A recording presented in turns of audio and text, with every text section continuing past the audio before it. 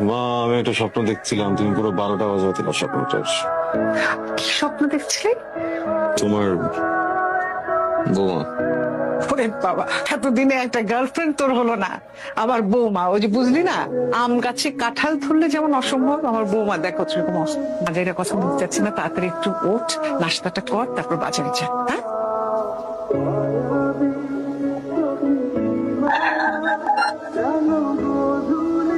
দেখে হাঁটবেন না? হ্যাঁ, এইভাবে কেউ চলে আসে রাস্তার মাঝে? সরি, পানি দিব? ভয় পাননি তো? না, একটু সাবধানে হাঁটলে। হ্যালো, এই যে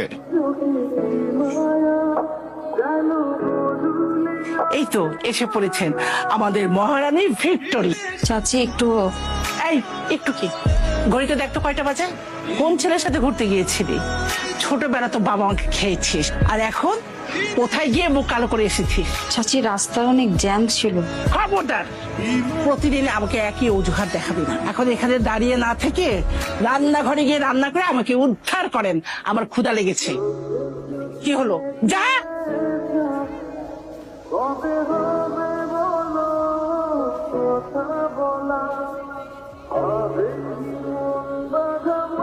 হ্যাঁ বল। আরে বেটা, কই তুই? বস আইসা চিল্লাচিল্লি করতেছে, আমি তো সামাল দিতে পারতেছি না। আরে আমি ওই যে একটু বাস স্ট্যান্ডে গেছিলাম আজকে, বুঝছিস? Bus stand? বাস স্ট্যান্ড গেছিলি মানে? তোর কি দেখা হয়েছে আজকে? না, দেখা মানে। তাড়াতাড়ি চলে আয়।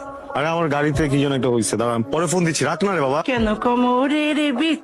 চাচি দরজাটা খোলো না চাচি, দরজাটা খোলো চাচি, আমার ক্লাস করতে হবে চাচি।